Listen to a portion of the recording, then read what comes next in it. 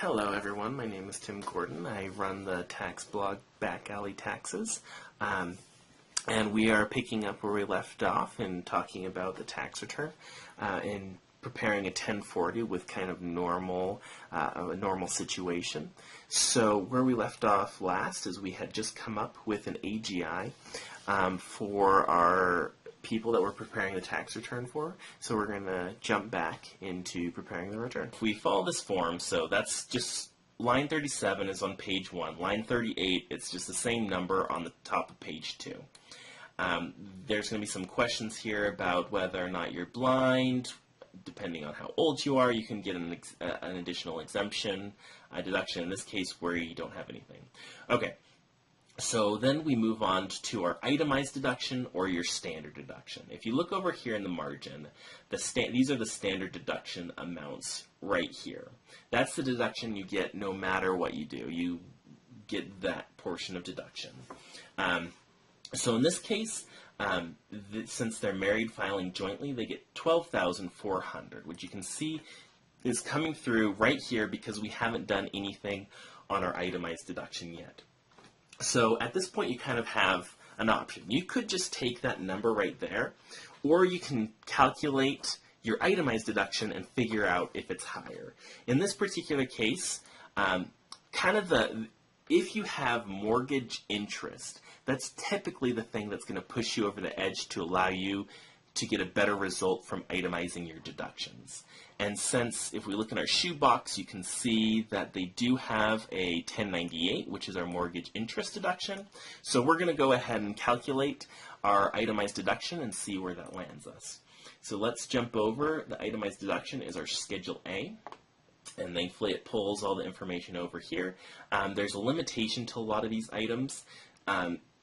And that's why these numbers are flowing through, but we're not going to talk about a lot of these right now. Again, if I don't talk about it here, I probably do address it on my website, backalleytaxes.com. So we're going to go down through these various items. So the first one is state and local taxes. Those state taxes that were being withheld right here on our W-2 page that we put right there and right there, those are flowing right over onto our state income tax return.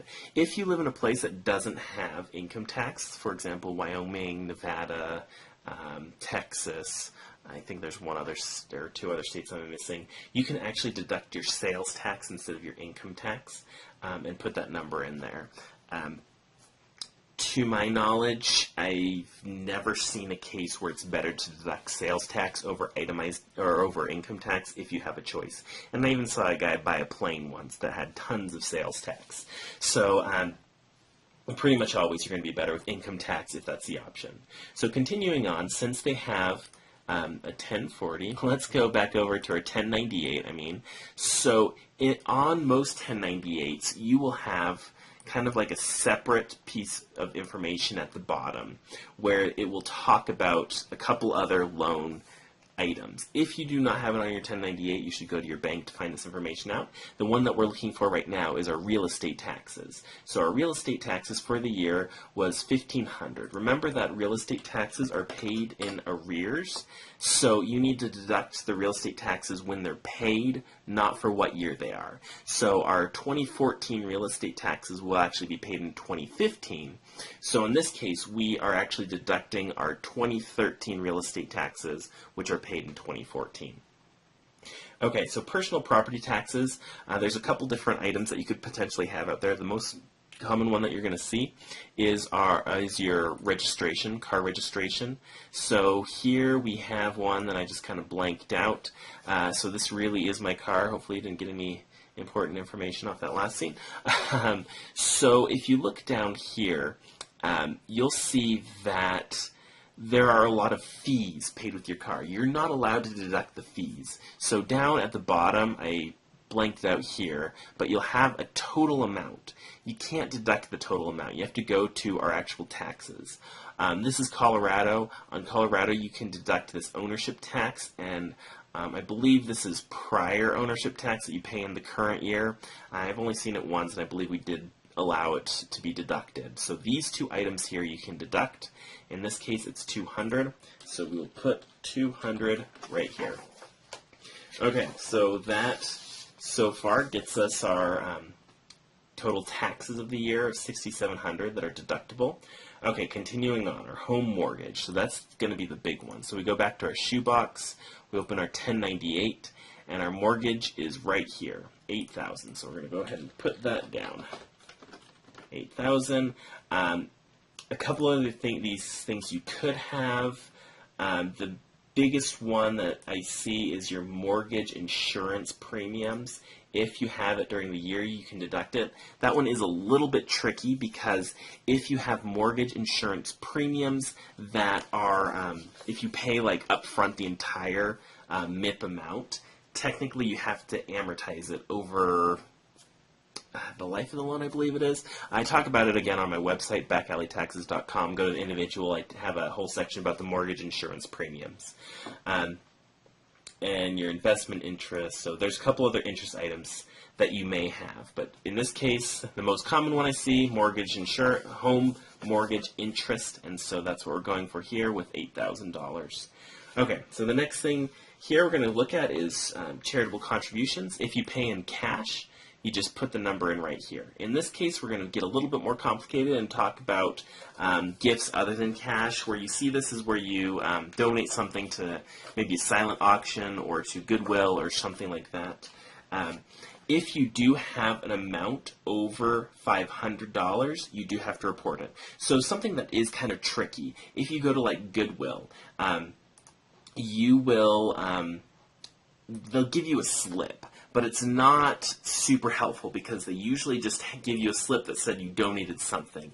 It's up to you to keep track of what you donated on it. So do that in whatever way that you are comfortable with the IRS coming along and agreeing with you on your amount. So pictures, whatever, just written down on the receipt. You need to have some sort of documentation about what you actually paid.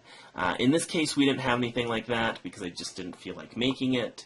But I do know the amount is going to be over $500. So if that is the case, it says right there you need to fill out the form 8283. So I'm trying to skip over to my cheat sheet over here to remember exactly what numbers I came up with just so we have the right thing. But if you come down here, you go over to the 8283, and you know what? It looks like we might not actually have it right here. So this is from the return that I prepared here. So I just kind of made some numbers up here. So you need to put in where you donated it, a description of what you donated, and then down here, you're going to have to fill out some of the information. Note that it says that if the item is less than $500, you don't need to complete the total information. You don't need to do E, F, and G, these columns here, which are kind of the tough ones. So you just need to put in the date that you donated it and the fair market value of what it is and how you came up with the fair market value. Most common one, Goodwill, that's going to be thrift store value. I believe there are actually websites out there that can help you come up with the number. Otherwise, it's kind of your best guess about what the IRS would agree with, which is, I know, kind of a subjective measure. But yeah, there are, I believe, Goodwill and some of these other sites do actually have things to kind of help you estimate what the value would be. But even then, it's not that accurate. I mean, the IRS could come back and say, hey, we disagree with Goodwill, potentially.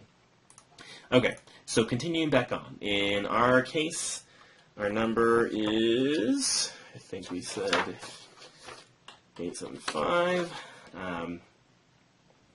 Okay, so in this case, that's all we have. Those are the pretty common ones for our deductions. There's some other deductions here, but they're pretty much all limited, so often you will not be able to use it.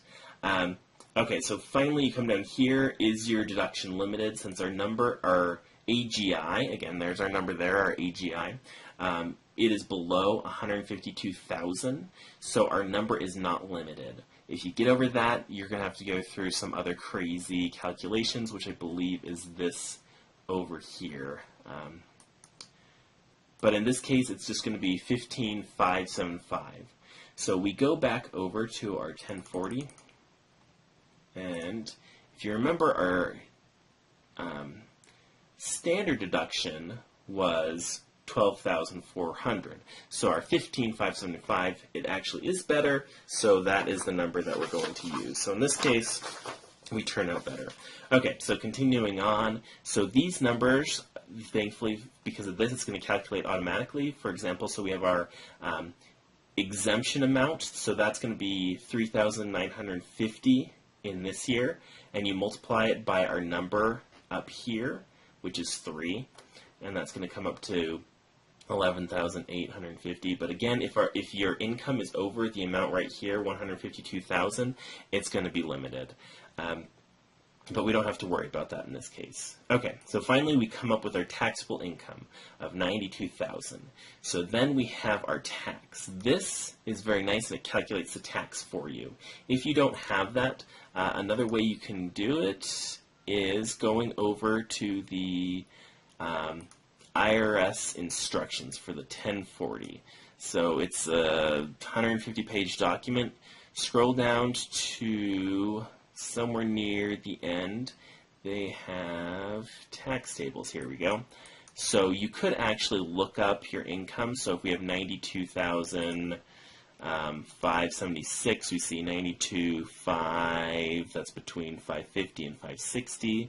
This column, I happen to know, is married filing jointly, so our tax is 14,856. So if you come over here, it's 14,856. So that's just one quick check to make sure it all works out. Okay, so continuing down, the next thing that we are going to see in this example, so there are a number of credits here. The two that we're going to look at is the child tax credit and the credit for child and dependent care expenses. It says attached form 2441. So we do have a form 2441 here. Again, in our shoebox, if you open it up, we do have a receipt here for our daycare receipts. So in this particular case, we have our Walter White Daycare, our EIN number. You will get an actual slip, but again, I didn't have one to go off of. And so we're going to say our qualified expenses are 9,000. So kind of filling this out, we'd call it W. White Daycare. You'd fill out address here, the EIN, which was actually on there, but you'd put in the actual EIN number, which is right there. And so for this next question here, it says, did you receive dependent care benefit? So if you remember on Slipping Jimmy's W-2, here in 10, he actually did receive dependent care benefits. So in that case, we have to put yes.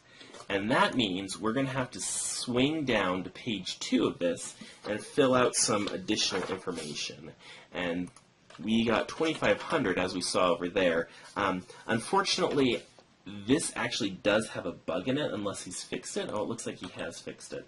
Okay, so you're going to put in the information. Here's our qualified expenses. It's pulling down the income here. And if it should just flow on through, I think you're going to have to put, I believe this is 9,000 here, and it will give you a deduction of 500.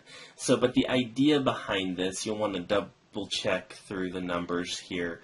The idea is that you get up to $3,000 credit for your qualified child care expenses. So you get up to $3,000 total, but if you get benefits from your employer, it reduces the amount. So since we got $3,000, we get $3,000 total, but we got $2,500 from our employer, the max we can then get is $500. So that's what this page 2 is doing. And unfortunately, it's subject to all other kinds of limitations. But in this case, I am pretty sure it's actually $500. I don't really want to go through to double check on that, but I believe that's the case. And so, okay, so we come back up here. So this number up here, if you mark no up here, will be 3,000. But since we got these benefits over here, it's $500. And then it compares it to your income, and it comes up with this chart over here to see what percentage of that credit you get to keep because it's based off of how much income. In this case, because we are over $43,000, it multiplies it by 20%, and so that means we only get an $100 credit. And again, that's the nice thing about this is it does a lot of the work for us. So you look over here, we now have a $100 credit. The child tax credit, it's $500. This, again, is really nice because it does the work for us. I believe over here somewhere, okay, it doesn't have the actual calculation of what it's doing here. If you want to see the work it's doing, it doesn't seem to show it. If you want to double check it though, you of course are always free to go over here to the 1040 instruction. If you go to line 53, which is going to be on page 5 billion somewhere, on line 53, not 53, it is 52. Okay, so line 52, there's a calculation that goes through. You get up to $1,000 of credit per child, and so, but that's limited based on your income. So married filing jointly, if you're over $11,000 or $110,000, sorry, you are limited in the amount you have. You're not going to get the full $1,000 per child. And so it goes through and it does a calculation. In this case, it does the work for you, and it says we get $500 of credit each. If your tax up here is less than your credit amount here, you will have to file this form 8812. If not, you don't need to deal with this 8812. So that's what the if required part is saying here. Okay, so that gives us a total credit of $600. So we reduce our $14,856 by 600. And that gives us 14,256. So I'm jumping back through all my pages of cheat sheet here. Okay, so our self-employment tax, so remember from that Schedule SE that we prepared here, we get an additional income or self-employment tax, which is the same as payroll tax, except for we're paying it ourselves, of $75. So that comes over to there, and that's where the tax is paid, and so that's added into our tax here. So our 14,256 gets increased. We get to 14,331. Then we compare it to the amount of taxes we've paid in. Most people are only going to have withholdings on our W-2, which we previously filled in here, of $5,000 and $10,000. And so it's going to compare the amount of tax of 14,331 to the amount we've paid in of 15,000. And since we paid in 15,000 is more than 14,331, it's going to have the amount we overpaid. If the amounts here are less than that, we will have to pay in taxes. So the next thing we need to do is decide, in this case, where we want a refund. If you don't fill out this information here, they'll just send you a check to the address you put on top or the address they have on file. You can also have it put directly into your account number if you type in your routing number and account number here, and it'll be dropped into the bank. It'll go much quicker if you do choose to do that. Otherwise, you could, just get it in the mail.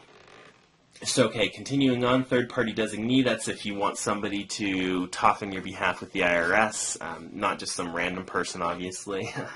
Usually that's if you have somebody preparing the return, you'd have that filled out. And then you come down here and you have your signature, your occupation. In this case, they are both lawyers.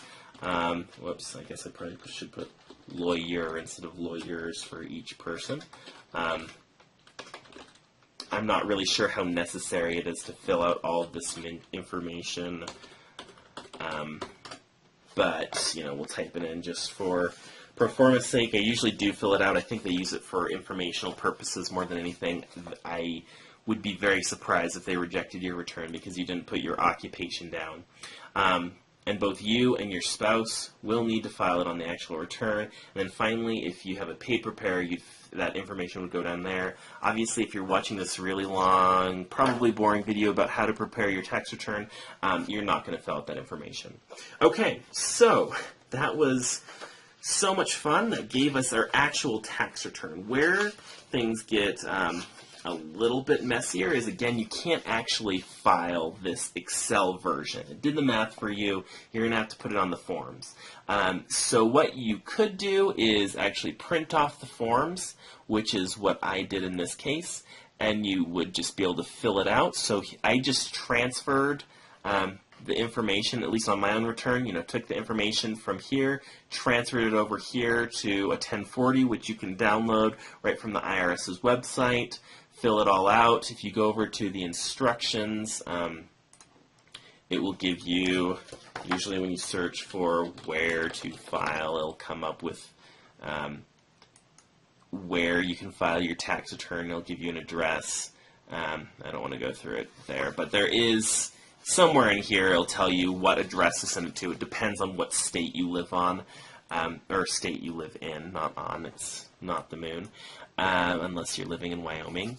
But so as we continue, so you would have to take the information over there for each page and put it over here. So here's our 1040. Here's our Schedule A. Here's our Schedule SE. Here's our 2441. Here is our 8283. And that's it. Those are all the forms we have. So that's one way you can do it if you want to paper file it. If you do want to e-file it, what you can do is, for free, again, I'm trying to do this whole thing for free. So if you go to irs.gov and you have over here on the side this e-file thing with this neat little lightning bolt. Nope, that's free file. Yeah, let's try that because we want free. So here again, so income below 6,000. So if you click there, it'll give you the different places. But what if your income's above 6,000? You still can e-file. You click the Start Fillable Forms Now, and it'll say yes, information, and then it'll say you're leaving the IRS's website. Click OK. So it'll take you to this website. It's called freefilefillableforms.com. Not exactly the most memorable name out there.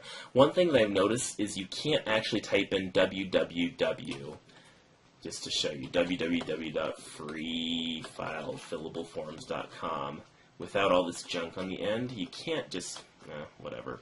You can't, just believe me, you can't just press enter. It worked that time. Whatever. Usually when I type it in, it doesn't take you there. So you can go through the IRS's website. Once you have it in there, you can click on there. And so anyways, you can start Free File Fillable Forms. It will bring up something that's essentially just your forms, just the forms, and it does have basically all the individual forms you could possibly want in there, and you just fill out all the information in there, and then you can e-file, and so you transfer it over there. It does do some limited math. It's not as good as this Excel version. For example, it doesn't even calculate the tax for you. You still have to go to the tax table, so it's like maybe a half a step up over doing it by hand. But again, either way, it will work. And then once you do that, you are done with your tax return for the year, and hopefully you don't get any sort of audit or any problems like that. Again, if you have any questions, you can reach out to me. You can find me on my website. Again, that's backalleytaxes.com.